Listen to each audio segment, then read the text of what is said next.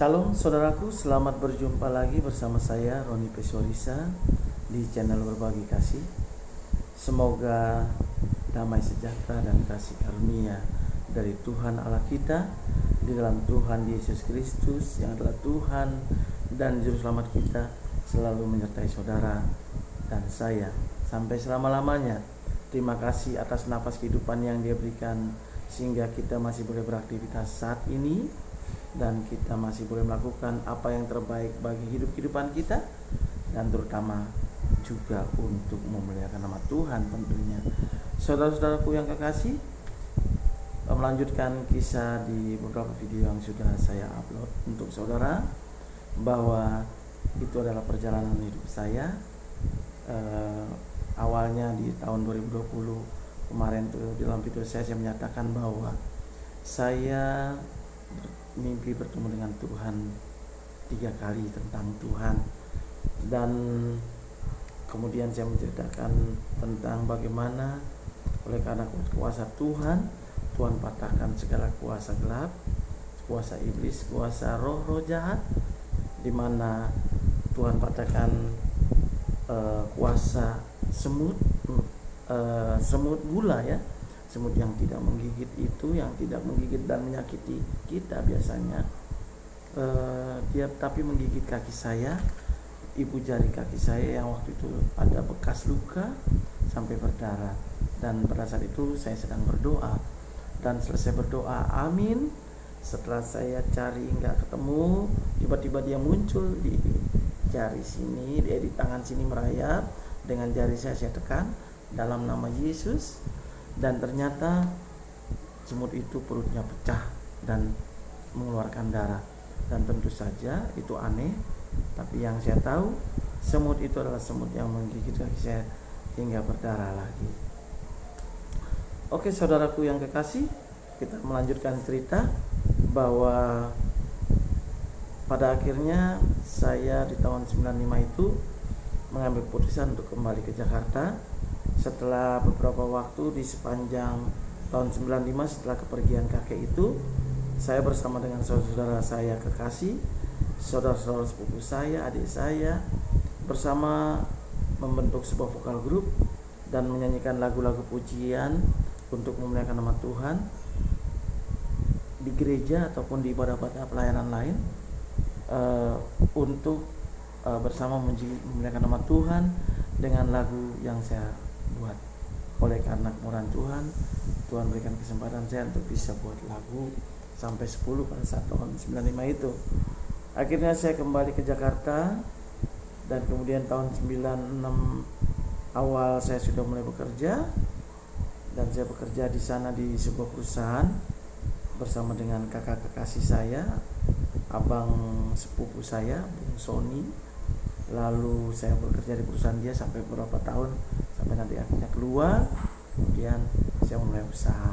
Ya yang pasti pada tahun 95 saya mengambil keputusan untuk pulang ke Jakarta. Di sepanjang perjalanan di laut dengan menggunakan kapal laut Dobon Solo pada saat itu, yang saya lakukan tiap hari hanyalah berdiri di depan geladak, memandang ke laut lepas dan memandang ke langit atas dan memohonkan kepada Tuhan berkat. Dan saya bilang dengan iman, masa depan saya di Jakarta, Tuhan saya percaya. Jadi tahun 96 itu saya bekerja. Lalu saya bekerja sampai di bulan Desember. Saat itu mendekati Natal, masuk di hari Natal.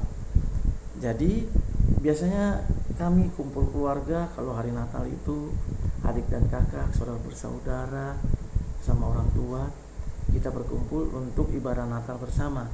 Saat itu di tahun 96, karena perusahaan kami biasanya tiap Natal pun memberlakukan kerja lembur, sehingga saya tidak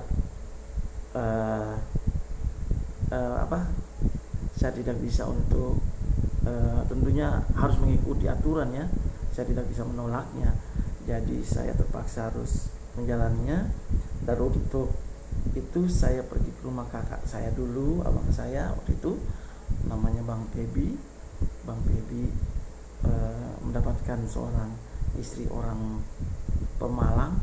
Lalu saya pergi ke sana dan bilang bahwa saya tidak bisa hadir, dan saya nginap di rumah dia untuk kemudian saya berangkat kerja dari tempat dia, karena saya juga sudah bawa seragam sekolah, seragam untuk masuk kerja. Jadi saat itu, hari itu kami bersama cuma duduk-duduk ngobrol-ngobrol. Lalu malam hari jam 7 malam itu abang bilang ayo kita makan malam. Lalu kami makan malam bersama, duduk di tikar di tengah ruangan itu di rumah kontrakannya. Lalu sementara kami duduk, kemudian selesai makan, saya bertanya kepada dia karena suasana memang lengang dan sepi, karena memang di daerahnya juga daerah yang sepi, daerah Sentul ya. Lalu saya bertanya kepada abang, kalau boleh tanya, kok abang gak berkeinginan segera untuk punya anak ya? Karena kelihatannya sangat sepi. Apa abang gak ada kerinduan untuk segera punya anak? Lalu abang saya bilang bahwa saya mau, tapi saya sudah usaha tapi belum dapat. Lalu saya bilang sudah kemana saja abang berobat? Lalu kemudian dia menceritakan bahwa dia sudah berobat kemana saja, ke dokter, ke profesor, bahkan ke orang pintar, ke paranormal, ke kiai haji, kemana-mana sudah berobat. Dan janji mereka semua palsu, yang pasti tahun ini punya atau tahun depan punya, semua palsu. Lalu kemudian saya tidak tahu ya, yang pasti ini adalah urapan Roh Kudus menyatakan kepada saya untuk berdoa kepada mereka, dan saya memohon permohonan mau mendoakan mereka. Bertanya dulu diizinkan atau tidak. Saya bilang, abang boleh nggak, kalau gitu boleh nggak saya berdoa untuk kalian? Lalu abang saya memberikan persetujuan. Lalu berdoalah saya memohonkan untuk kemurahan Tuhan memberikan kepada mereka seorang anak. Setelah saya berdoa, saya meminta kepada mereka minyak di piring kecil, minyak kelapa ya, minyak sayur, minyak bimoli ya, seperti itu waktu itu. Jadi saya minta minyak di piring kecil, piring teh, dan kemudian air segelas teh, itu segelas air, yang gelasnya gelas teh. Lalu air segitu aja. Lalu dibawa ke saya, lalu saya berdoa di atas minyak dan air itu. Untuk pertama saya pegang minyak, saya bilang, Tuhan Yesus, saya percaya di dalam namamu bahwa Tuhan, Engkau oleh karena kemurahan-Mu, Engkau akan memberikan seorang putra ataupun putri bagi kakak kekasih, karena memang pada saat waktunya telah tiba, Engkau akan menyatakannya bahwa demikianlah kasih-Mu pada mereka. Ini adalah tanda dan materai yang Engkau menyatakan kemurahan-Mu akan segera tiba. Terima kasih dalam nama Tuhan Yesus 3 kali. Lalu kemudian saya berdoa juga dengan doa yang sama untuk air. Lalu kemudian amin. Setelah saya berdoa, saya bilang, abang, ini terima minyak dan air yang saya mau kasih. Ini minyak saya kasih ke abang, dan air ini, minyak dan air ini bukan untuk abang. Minyak dan air ini untuk kakak kekasih. Kakak kekasih maksudnya istri dari abang tersebut, yang memang dia kan dulunya juga seorang muslim, kemudian mengaku percaya. Ya tentunya ada sedikit kegoyahan dalam imannya, karena masalahnya setelah mengikut Tuhan 5 tahun belum punya anak, sedangkan teman-teman sekolah di kampung sudah punya anak.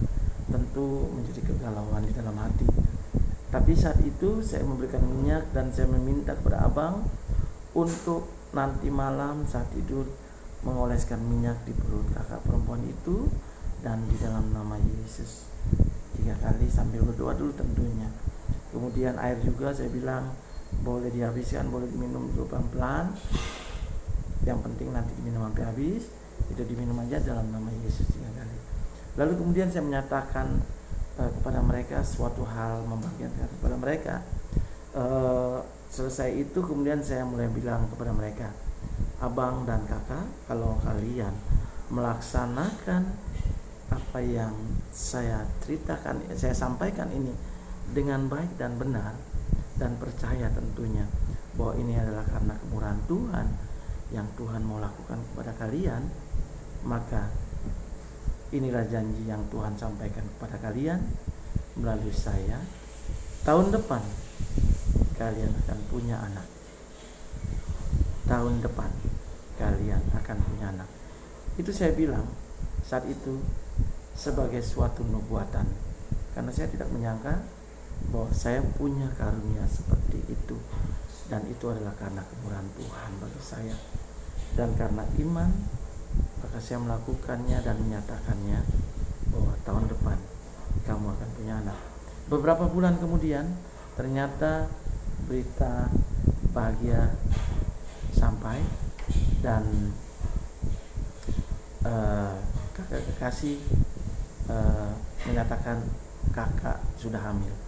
Dan kemudian saya sempat mengunjunginya, dan saya memang melihatnya, memang beliau hamil. Puji Tuhan, karena 5 tahun mereka menunggu. Pada saat itu setelah kedatangan saya, oleh karena saya telah menyampaikan janji Tuhan lewat nubuatannya untuk mereka, beberapa bulan kemudian kakak kekasih itu hamil. Tepat di tanggal 22 Desember tahun 97, setahun tepat tahun berikutnya, di saat tanggal 22 Desember hari Minggu saya datang ke sana tahun 96, anak itu lahir.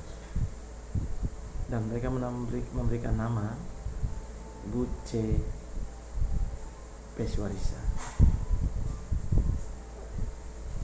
Karena Buce ini nama dari bapak saya, jadi Buce Ferdiliando Peswarisa.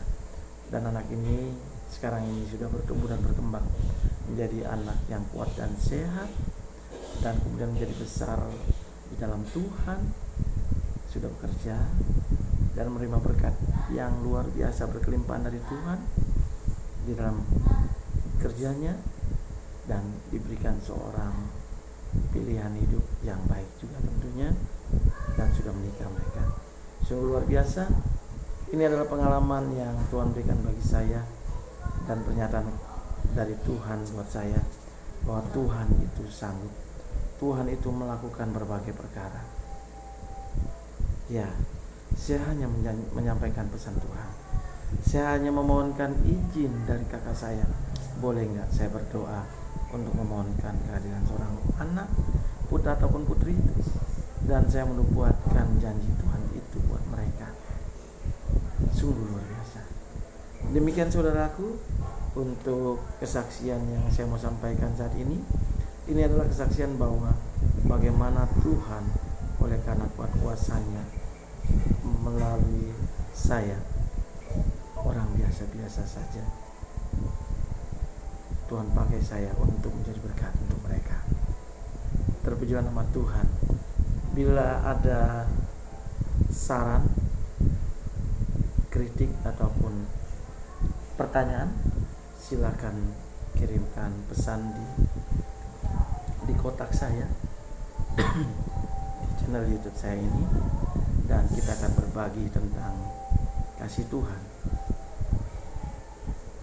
Seandainya Anda berkenan, berikan like and subscribe untuk saya, supaya saya akan melanjutkannya lagi untuk channel-channel saya, video-video yang saya berikan. Terima kasih. Salam saudaraku.